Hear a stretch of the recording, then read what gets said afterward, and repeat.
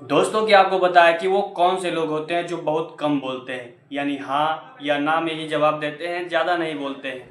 तो आप क्या सोचते हैं उनके बारे में और दुनिया क्या सोचती है उनके बारे में? क्या आपने कभी ऐसा एनालाइज किया है कि वो कम क्यों बोलते हैं?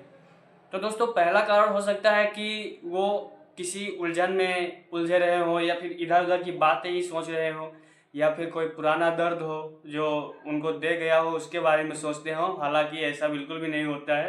लोग जब उनको हर्ट होता है अंदर से तो वो ज़्यादा से ज़्यादा बोलने की कोशिश करते हैं। एक आध लोग ऐसे होंगे जो बहुत कम बोलते हैं, बट वो जो एक्चुअल के रियल हीरो होते हैं वो कम क्यों बोलते हैं? तो मैं आपको एक रीज़न बता दूं। वो अपने लक्ष्य को लेकर इतने ठोस होते हैं, इतने ज़्यादा एक्टिव होते हैं कि वो ज़्यादा निम्न चेतना वाले लोगों से बोलना नहीं चाहते हैं और ना ही अपना समय और ऊर्जा उस पर खर्च करना चाहते हैं। वो अपनी समय और ऊर्जा को ऐसी जगह लगाना चाहते हैं, ऐसे लोगों में लगाना चाहते हैं जहाँ से उनको बेनिफिट हो। तो दोस्तों आई होप आप लोगों को ये बढ़िया समझ आ रहा होगा। तो क्या होता है कि दोस्तों जो कम बोलता है ना, वो एक्चुअल का बहुत बड़ा गेम प्लेयर होता है, वही आखिरी में बाजी पलट सकता है। तो आपको इस बात का ख्याल रखना है कि हर कम बोलने वाले को मूर्ख नहीं समझते हैं, और कुछ एकाध होते हैं मूर्ख जिनको कुछ आता ही नहीं, वो बोलेंगे क्या? उनको पता ही नहीं है कि समाज में कैसे बोलना है, सोसाइटी में कैसे रहना है, कैसे लोगों के साथ बिहेव करना है, तो वो कैसे बोलेंगे?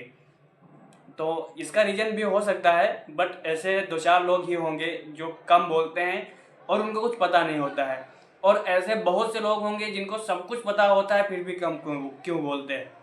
तो उसका मतलब है वो उच्च चेतना के स्तर को समझ चुके हैं, तभी वो कम बोलते हैं। नहीं तो उनको क्या पड़ी है भाई, आपको अपना समय दें, ऊर्जा दें, आपको ज्ञान बताएं। वो सब लोग अपने काम से काम मतलब रखते हैं, वो दूसरों के काम से कोई मतलब नहीं रखते। और आपने एक चीज़ एनालाइज किया होगा, जो लोग कम बोलते हैं वो भीड़ का हिस्सा कम बनते हैं, उनको भीड़ पसंद ही नहीं है, क्योंकि वो अपने लक्ष्य को लेकर इतने ज़्यादा मोटिवेट रहते हैं कि उन्हें सिर्फ अपना लक्ष्य दिखता है। और मोटिवेशन तो क्षण भर के लिए होता है भाई। डिसिप्लिन आजमाओ, डिसिप्लिन से ही सब कुछ होता है। अगर डिसिप्लिन तुम्हारे पास है तो तुम कुछ भी कर सकते हो।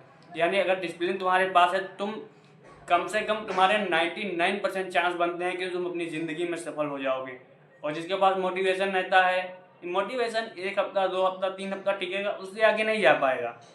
तो आपके लिए बेहतर होगा कि आप लोग डिसिप्लिन में रहो और भीड़ का हिस्सा मत बनो। अभी अपना कैरियर बना लो, उसके बाद